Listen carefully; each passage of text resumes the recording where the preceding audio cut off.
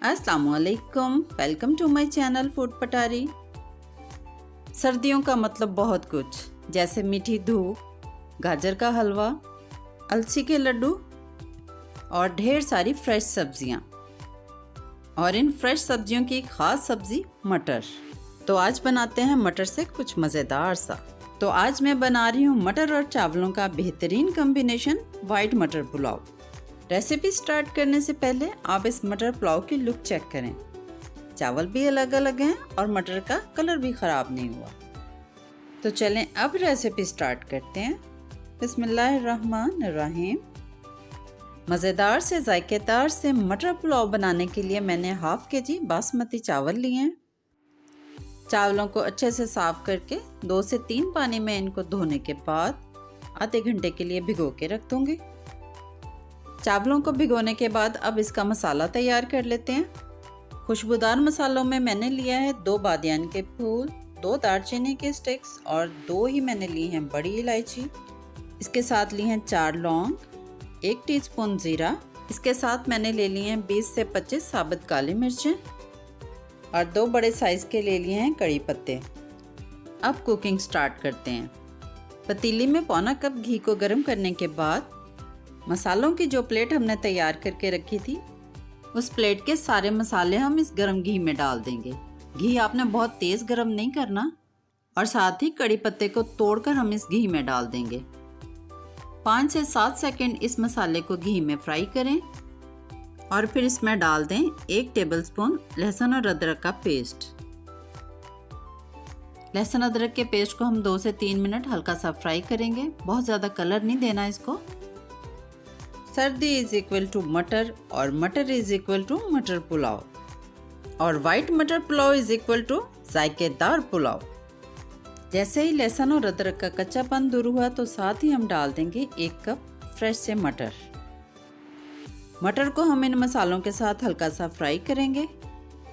Season के fresh से मटर हैं, इनको गलने में ज़्यादा देर नहीं लगेगी, तो इसलिए आपने इनको बहुत ज़्यादा फ्राई नहीं करना वरना इनका कलर ख़राब हो जाएगा। अब मैं डालूंगी इसमें 4 से 5 सब्ज़ मिर्चें, जिन्हें मैंने मोटा मोटा काट लिए, और इसके साथ ही डाल रही हूँ 1 चिकन क्यूब। सब्ज़ मिर्चें डालने से एक तो पुलाव में बहुत अच्छी सी खुशबू आएगी और दूसरा हमारा पुलाव भी बहुत स्पाइसी बनेगा।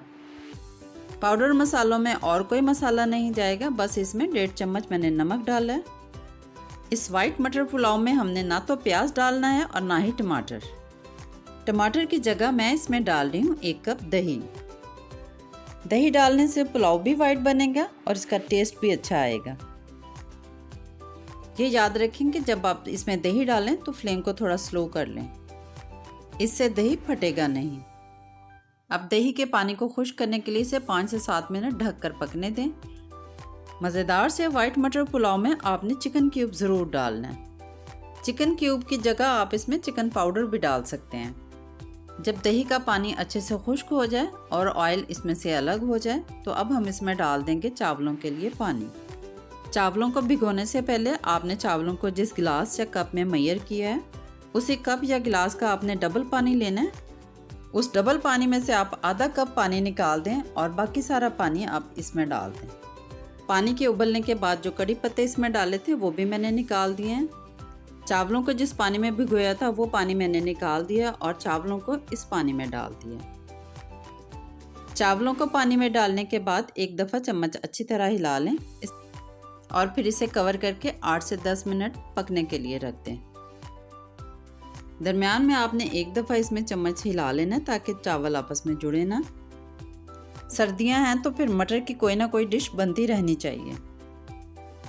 अब कुछ नहीं करना, इस पानी को खुश्क होने दें।